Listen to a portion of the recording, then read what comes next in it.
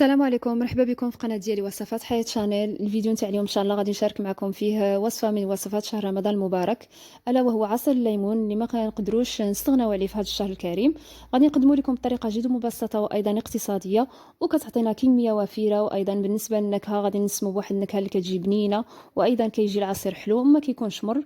وبلا ما نطول عليكم ندوزو على بركة الله المقادير وطريقة التحضير وفرجة ممتعة. كما كتشوفوا هنايا خديت واحد الكمية تاع الليمون او حبات الليمون، وضعتهم في واحد الاناء اللي كيكون فيه الماء والخل، وكنخلي فيه هذا الليمون كيرطب لي مزيان وكيتنقى لي مزيان، نحيد منه داك الوسخ اللي كيكون لاصق في القشره. كيترقد لي مزيان في الماء والخل، ومن بعد كنعاودو بالماء نقي وكنشفو شويه ونتلاقاو باش نشوفوا المرحله الثانيه من طريقه التحضير.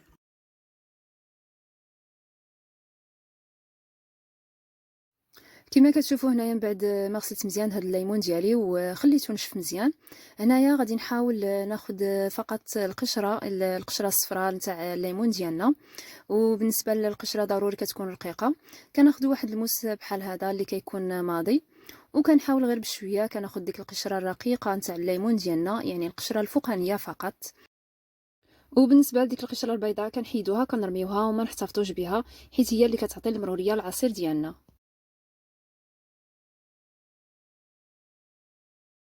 كنستمر على هذه العمليه حتى نكمل الكميه اللي عندي، كنحيد لها كامله ديك القشره الصفراء. بالنسبه للكميه تاع الليمون او حبات الليمون، هنايا انا استعملت فقط 14 حبه، و14 حبه كافيه باش تعطينا تقريبا 6 حتى 7 يطرون من عصير الليمون.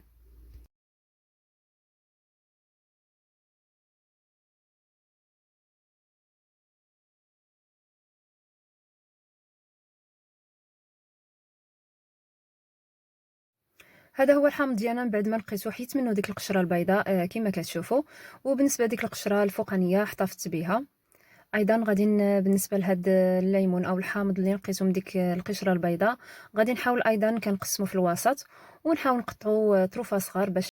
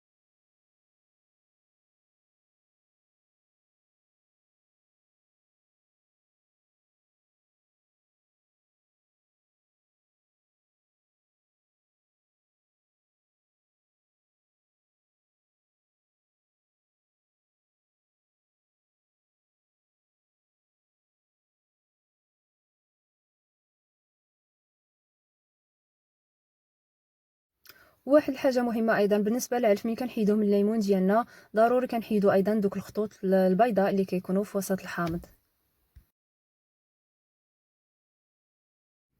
كنستمر على هذه العمليه حتى نكمل الكميه اللي عندي، وكنقيها مزيان من داك العلف ودوك الخطوط البيضاء، وكنوضعو في هذا الاناء بحال هذا. كنغطي عليه وكنخليه يطلق تقريبا 2 حتى 3 السوايع، ولا درتو في الصباح ايضا كتخليوه يطلق حتى العشيه وكتخدموه.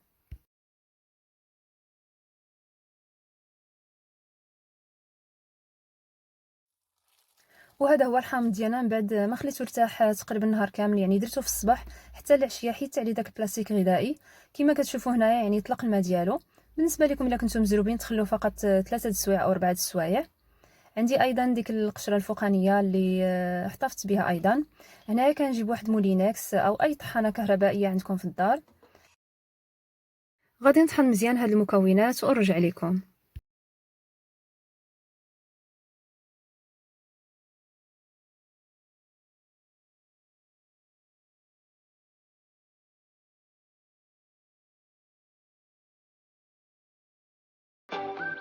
كما كتشوفوا من بعد ما طحنتو مزيان هاد الخليط، غادي نجيب واحد الاناء كنفرغ فيه هاد الخليط ديالي.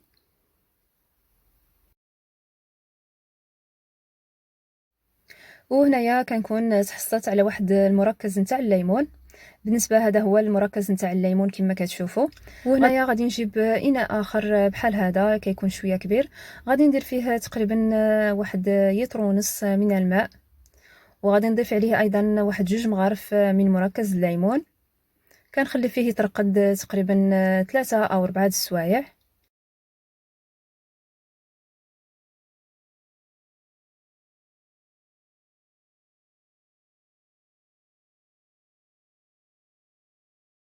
وبالنسبه لهذا المركز نتاع الليمون تقدروا تحتفظوا به في المجمد، يعني كتوضعوه في واحد النوع من البلاستيك غذائي، يعني تقدروا يعني تستعملوا اي نوع من البلاستيك الغذائي اللي عندكم متوفرين عليه في الدار.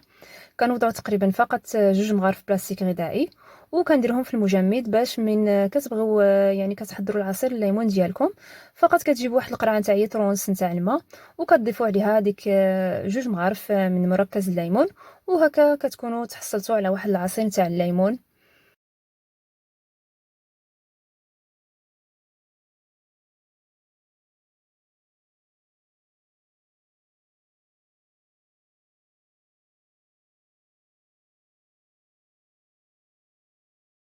كنحاول نكمل الكميه اللي عندي كنوضعها في بلاستيك غذائي وكنحتفظ بها في المجمد. وبالنسبه لذاك المركز الليمون اللي وضعته في الماء كيطرقد ليا مزيان تقريبا 3 حتى 4 السوايع. غادي نصفيه من داك البقايا نتاع الليمون اللي طحناه، كنحاول نصفيه مزيان.